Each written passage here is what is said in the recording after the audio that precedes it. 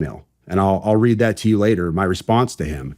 And once again, my response to him elicited, hey, get me in contact with Sean Ryan, Fox News, and he even said Pete Hegseth. Get me in contact with Hegseth. And I'm like, dude, I don't have the incoming Secretary of Defense's phone number. Sorry, bro. That's the last time I talked to him. So yesterday morning. What date was that? That was Tuesday. That was this Tuesday. So we're Friday now. That was 3 days ago. So the day before. 30th? Yeah, the day before the attack. I dismissed this stuff out of hand. The 31st. It was on the 31st. Yes. In fact, I posted something on my... I told your producer about this as well. But this was a post I made on Twitter. I was just trying to be humorous, off the cuff. It was... I didn't mean anything about it. I was just being humorous for my audience. I said, my inbox was especially eventful today. Allegations of war crimes, government anti-gravity technology, and fears about being tracked and watched by the feds. It's always, the world is ending and I have this information that needs to get to the media, and never, how you doing, brother? Everything all right? I was just playing off of a meme. It was just supposed to be a joke. That was the body of his email that he sent me. And I didn't think anything about it. I didn't know who Matt Berg was, Matt Livelsberg, or anything else. He told me who he was in the email. He pointed me to his LinkedIn account. I didn't know any of this stuff. And I was just kind of being humorous with my audience. Like, I get these crazy messages sometime. And then the day after that message, I wake up and my buddy was like, hey, Sam, nobody in the community seems to know this guy. Do you happen to know who he is? And I played that for you before we came up here. Just absolute shock. That's how I woke up yesterday. Do you want to play it now? Yeah, excuse my language. I was definitely in shock. Let me find this chat. So, while you're digging through that, you know what we should do? I should get that Instagram account from you to see if they messaged any of our Instagram accounts, and we should also get that email address. I deleted it. You deleted it. He told me to delete it, and I deleted it. Okay. Yeah. We should also get that email address and see if they sent it in through the website, and see if he tried to contact us. Get that to the FBI. So I'm in a military. Hopefully they actually do something. Yeah, I'm in a military group chat. Buddy Green Beret Corey, he says @Sam. No, nobody I've asked in the community knows him. You is at 8:46 a.m. yesterday. So I woke up and I said, OF, I'm shaking. This guy emailed me 2 days ago. I'm not playing. And then he said, damn. And then this was my response to him at 8:48. Like, just woke up. Dude, I'm fucking shaking, bro. You don't understand. This guy emailed me and told me he was being watched by the FBI and Homeland Security, but they weren't going to do anything to him because he had a VBID. I'm not fucking playing, dude. I have the email. I am shaking, man. This is nuts.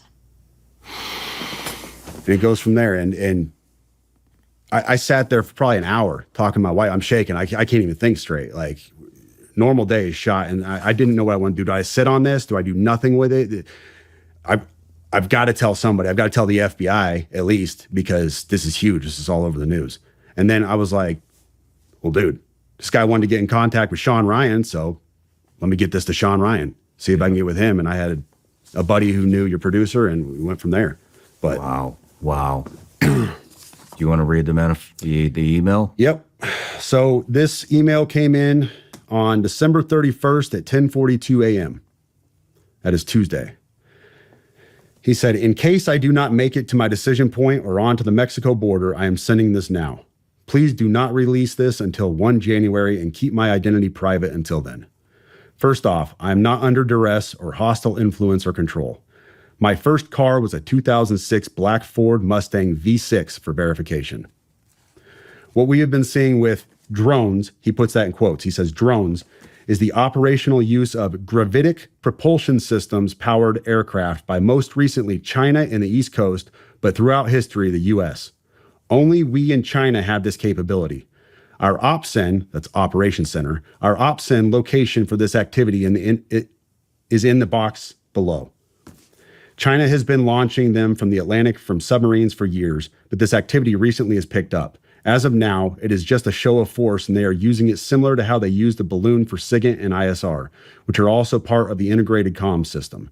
There are dozens of those balloons in the air at any given time. The so what is because of the speed and stealth of these unmanned aircraft. They are the most dangerous threat to national security that has ever existed. They basically have an unlimited payload capacity and can park it over the White House if they wanted. It's checkmate. U.S. government needs to give the history of this, how we are employing it and weaponizing it, how China is employing them and what the way forward is. China is poised to attack anywhere in the East Coast. I've been followed for over a week now from likely Homeland or FBI, and they are looking to move on me and are unlikely going to let me cross into Mexico, but won't because they know I am armed and I have a massive VBID. Let me pause right there for a second. So he says a massive VBID. When I was talking to the FBI yesterday, they didn't know what a VBID was. I had to explain what that acronym meant, literally. You fucking serious? Dead serious. I said it twice and he goes, you said that word VBID. Can you tell me what that is? For your audience, a VBID, for your audience who has not been in the GWOT for the last 20 years, a VBID is a vehicle-borne improvised explosive device. In layman's terms, a car bomb, what we saw at Trump Tower. So, backing up, he says, I am armed and have a massive VBID. I've been trying to maintain a very visible profile and have kept my phone, and they are definitely digitally tracking me. Here's where he gets into the other stuff, and this is where we had to redact the names. Well, your producer redacted the names. I have knowledge of this program and also war crimes that were covered up during airstrikes in Nimruz province, Afghanistan in 2019 by the admin, DOD, DEA, and CIA. I conducted targeting for these strikes of over 125 buildings. 65 were struck because of civcas, that's civilian casualties, that killed hundreds of civilians in a single day.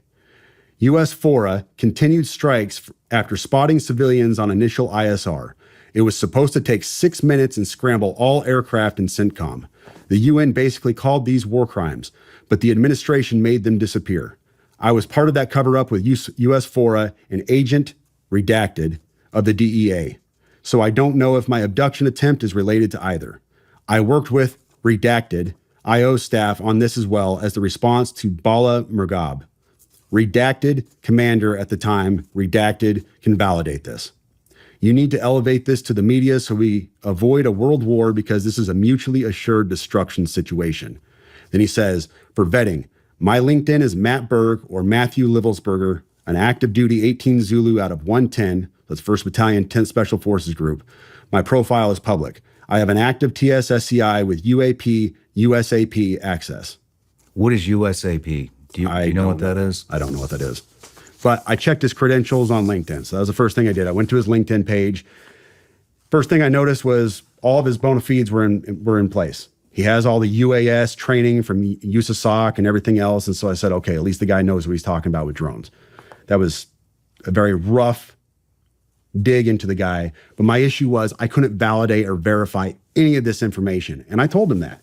And how I responded to him was in a subsequent email. I said, hey options traders, want to start finding killer trade setups more often? Then our free report is just for I said, this is obviously a very big deal, but I don't have anything to verify this information with.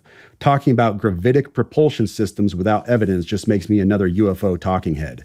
Like, I'm not going to go on my social media page and start talking about UFOs and anti-gravity systems and everything. I don't know what you're talking about. I can't. And he said, can I get on Fox News Contact on Signal as well as Sean's show? Hegseth would be good too. That was his last message to me. Wow. Yeah. You know, the thing is, what is a gravitic propulsion system? To be honest with you, it is a fancy term you're going to find in science fiction. You won't find it in any, as far as I know, you won't find this in any kind of official manual or, scientific research. This is all science fiction. So, but what struck me is his use, what strikes me now, not then, but what strikes me now is his use of a very specific term that nobody else would call it. If you asked me, I would say an anti-gravity propulsion system. That's how I would describe it because I don't know this stuff.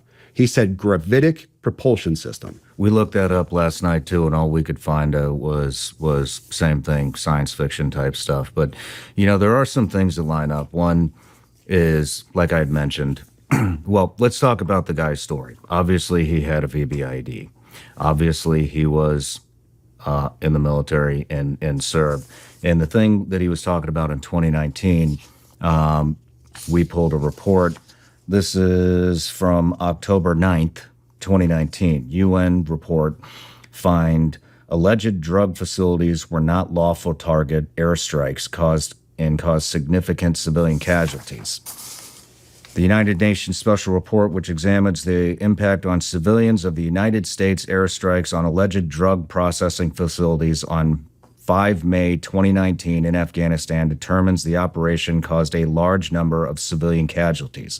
The report also examines the legal framework applicable to this incident. In June 2019, the UN assistance mission in Afghanistan, together with representatives of the Afghanistan Independent Human Rights Commission, conducted a site visit to areas impacted by the strikes in Farah Province, Bakwa District, as part of its extensive fact-finding into the 5 May incident. The UN verified 39 civilian casualties, among them 14 children, 1 woman, from multiple airstrikes on more than 60 sites that the United States Afghanistan identified as drug production facilities in Bakwa District and in parts of neighboring Delaram District of Nimraz Province. Moreover, the UN is working to verify credible reports of at least 37 additional civilian casualties, the majority of whom were women and children. Although airstrikes on the alleged drug processing facilities had taken place before, this was the first time that UNAMA had received reports of large number of civilian casualties resulting from such an operation. And it goes on. I'm not going to read all this. We'll link the article here. But so that 100% lines up. The other thing, that really struck me is, like I had mentioned, after our phone call, I jumped in an interview. After the interview, checked my phone, and I had several Green Berets, former Green Berets, one still active. Actually, I'm just going to say it was Tim Kennedy sent me a message late last night about 9 p.m. and said, hey, I should have brought my phone up here, but hey, basically that USASOC wants to give me more context on what had happened on this guy. And so first I wasn't going to take the call because I don't trust the government anymore. I don't think anybody does. But I was on the phone with my producer, who was a naval surface warfare officer, and my attorney, Tim Parlatore. They said we should talk to him. So I called Tim, was really pissed off, reamed his ass about it, and then later apologized. But, I think you had mentioned that you had received a message from somebody that says nobody's heard of this guy. Tim sent me a picture of him shooting with this guy. And I don't know if I should release that photo or not, but Tim basically told me this. So I got the POA's number, the public affairs officer, sent it to Jeremy and Tim. He talked to them. And what they wanted us to know was that this guy was an upstanding soldier, an excellent operator, was moving on, was moving towards retirement and moving on to basically enhance the future of warfare. They wanted us to know that. Then the PA officer, sounds like almost jokingly said, which I don't know why you would joke about this, said that, and between us, which why the fuck would a POA officer say between us? I mean, if they didn't want us to know that information, then they just wouldn't have told us that. But they wanted us to know, obviously, that the DNA with his supposed child was not a match. And so I think what they were trying to do is basically make this out to be, this is why this happened. He got bad news that that's not his child, and so that's why he did it. But with all the other context, especially with the 2019 incident, which was obviously a cover-up, I think that has a major role in this. The other thing is, I started receiving a lot of messages from one of the redacted names, who's a DEA agent, the one that he's talking about in the email to you. We got it from multiple sources, one of which was actually a videographer for me I think 4 years ago. He worked for me a very short period of time. I had to let him go. He joined the Army, went to OCS, became an Army officer, sent me a text, super freaked out. Apparently he was on some rafting trip with somebody that knows the DEA officer and said, hey, this guy's still operational. He wants his name redacted. Wow. Not the only one. Then I received a message from another very close friend of mine who's been on the show several times saying that he got word that this guy was still operational. And so that's why we decided to redact his name. I was getting upset because I didn't receive any communication up to that point. Well, then I checked my LinkedIn. I said, let me see if this guy actually messaged me. Sure as shit, that DEA agent did message me, said that he wanted to talk to me before tomorrow's interview.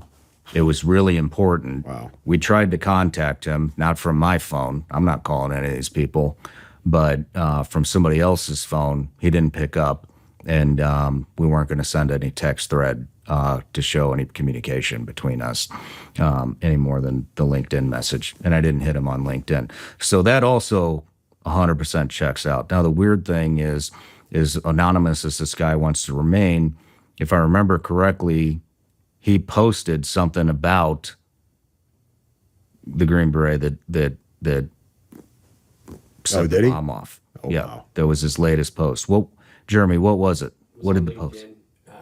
And it was just a report of the story. It was just a report of the story. So very interesting how all this stuff is lining up. What do you think? I told the guys this downstairs, I jokingly said this to my wife the day that I got that email, because I read the email to her. You all have heard the email now. You realize without context of who this person is, how just crazy it sounds. And I told her, I said, well, I mean, I guess if the dude ends up getting rolled up by the feds or he gets killed, we got a story.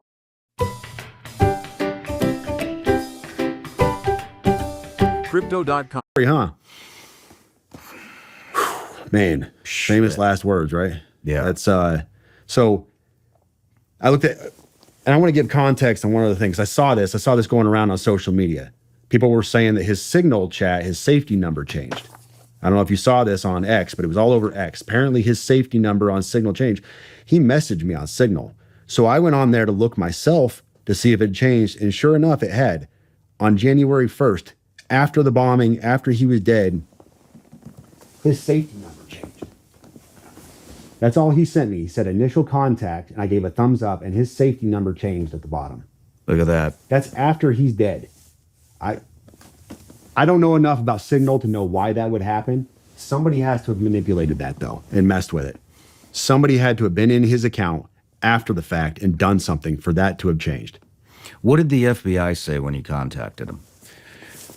Not a lot. I gave him the story on what went down.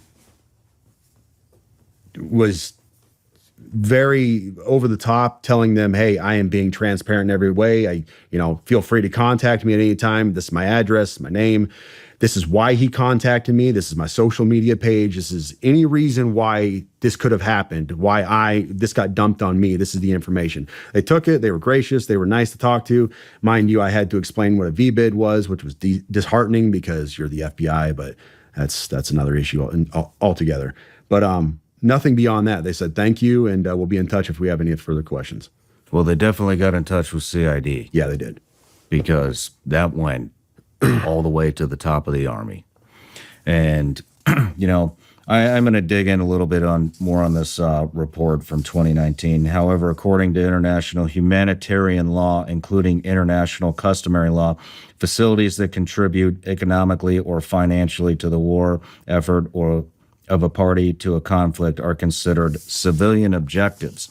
The report, jointly produced by UNAMA and the UN Human Rights Office, concludes that the drug facilities associated with workers may not lawfully may not be lawfully made the target of attack and should be protected. The United Nations maintains that considering these objectives and individuals legitimate targets dangerously erode the fundamental principle of distinction, placing the broader civilian population and infrastructure at risk. The report sets out a number of recommendations, including that the appropriate and legal response to illicit drug activity is through law enforcement, not military operations that endanger civilians.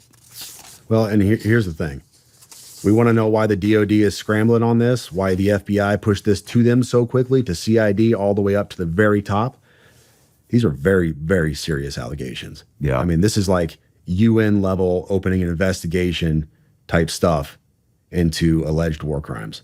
This is no joke. It did happen. Yeah, the ripple effect is going to be massive on this. It did happen.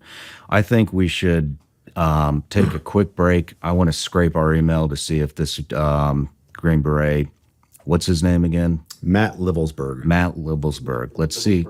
Burger. Okay. Let's see if Matthew Livelsberger sent us an email through our website email desk.